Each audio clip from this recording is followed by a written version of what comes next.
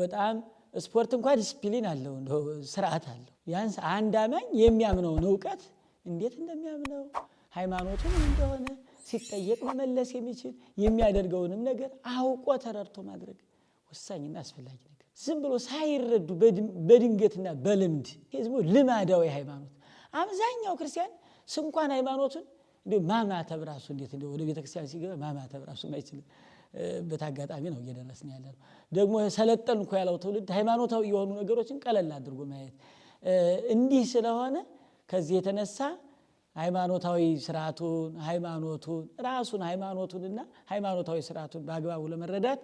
ትምህርት ሃይማኖት በእንዲህ በጉባኤ ቤት መልኩ ቢሰጡ ወሳኝ ነው ምክንያቱም የጉባኤ ቤቱ ዋና ዓላማም ይሄ ነው ትናንትና ቤተክርስቲያናችን ከዓለመ መላእክት ጀምራ እስከዚህ እስከኛ ድረስ እንግዲህም እስከ ዕለተ ምጽአት ድረስ እንድትቀጥል የተመሰረተችበትና ትልቁ ዋና ዓላማዋ በዓለም ያለን ህዝብ ወደ እግዚአብሔር መንግስት ማቅረብ ነውና የጉባኤ ክርስቶስም ሰው ሆኖ በዚህ ምድር 33 ዓመት ከ3 ወር ሲያስተምር ሲመላለስ ከሰራቸው ትልልቅና ዋና ጉዳዮች መካከል አንደኛውና የመጀመሪያው ጉባኤ ነው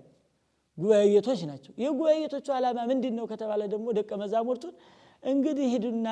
እያስተማራችሁ አሕዛብን ሁሉ እያመከራችሁ እያጠመቃችሁ ደቀ መዛሙርቴ አድርጓቸው